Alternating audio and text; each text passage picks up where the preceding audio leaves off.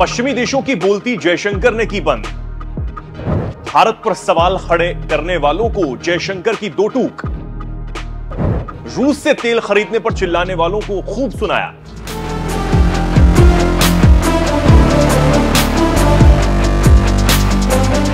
नमस्कार, बहुत स्वागत है आप सभी का। मैं हूं आपके साथ चेतन पाठक और आप देख रहे हैं एनएमएफ न्यूज।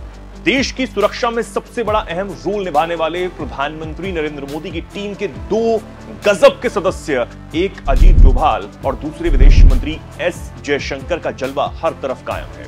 विदेश मंत्री एस जयशंकर के भौकाल के आगे तो अच्छे भी फीके लगते हैं। भारत के अंतर्राष्ट्रीय मंचों पर जो छवि है उसमें अहम योगदान जयशंकर का भी है।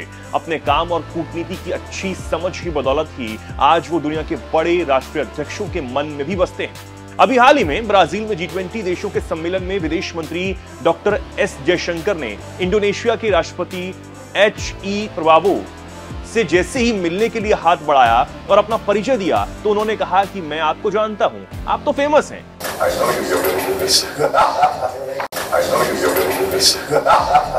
इसके बाद पाकिस्तान से भी विदेश मंत्री एस जयशंकर के लिए तारीफों के पुल बांधे गए थे। वो पश्चिमी देश जो कभी भारत पर दबाव बनाकर चुप करा दिया करते थे, जो ये समझते थे कि दुनिया यहां से चलती है, उनकी भी आज बोलती बंद हो चुकी है। अब एक बार फिर जयशंकर ने ऐसे पश्चिमी देशों की बोलती बंद की है जो रूस और यूक्रेन की जंग के बीच रूस से तेल खरीदने पर भारत को आंख दिखा रहे थे। पश्चिमी देशों की आलोचना पर विदेश मंत्री एस जयशंकर ने दो टूक में ही तगड़ी लताड़ लगाई है और पूछा, अगर इतनी दिक्कत है तो यूरोप ने खुद रूस के साथ अपने कारोबार को क्यों खत्म नहीं कर दिया। इटली के दौरे पर गए विदेश मंत्री ने एक इंटरव्यू के दौरान कहा, भारत को सिर्फ यूरोप को खुश करने के लिए ज्यादा कीमत क्यों चुकानी चाहिए। आगे उन्होंने कहा, और कृपया एक बात समझिए, यूरोप रूस से ऊर्जा आयात कर रहा था, फिर यूरोप ने दूसरे उत्पादकों की ओर रुख करना शुरू कर दिया और इससे बाजार पर दबाव पड़ा।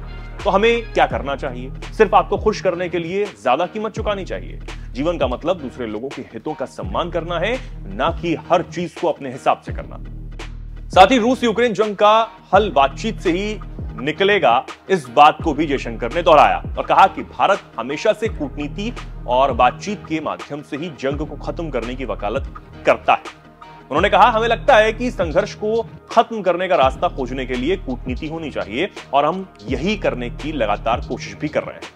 इंटरव्यू के दौरान जयशंकर ने भारत और चीन के रिश्तों समेत कई मुद्दों पर खुलकर बात की, लेकिन जैसे ही इस बार भी हर मुद्दे पर भारत को टेढ़ी नजर से देखने वाले पश्चिमी देशों को उन्होंने लताड़ लगाई, ये बेहद काबिले तारीफ है। और अब कहीं ना कहीं इन पश्चिमी देशों को समझ आया होगा कि वो ये समझते हैं कि यहां से दुनिया कंट्रोल हो रही है। अब ऐसा नहीं है। भारत जिस गति से आगे बढ़ रहा है, जिस तेजी से आगे बढ़ रहा है, वो ये दिखा रहा है कि उसकी तरफ टेढ़ी आंख करना या फिर उसको दबाने का, उस पर दबाव बनाने का जो प्रयास किया जाता है वो अब नहीं चलने वाला। अब आप इस पर क्या सोचते हैं? कमेंट सेक्शन में आप जरूर बताएं और देखते रहें एनएमएफ।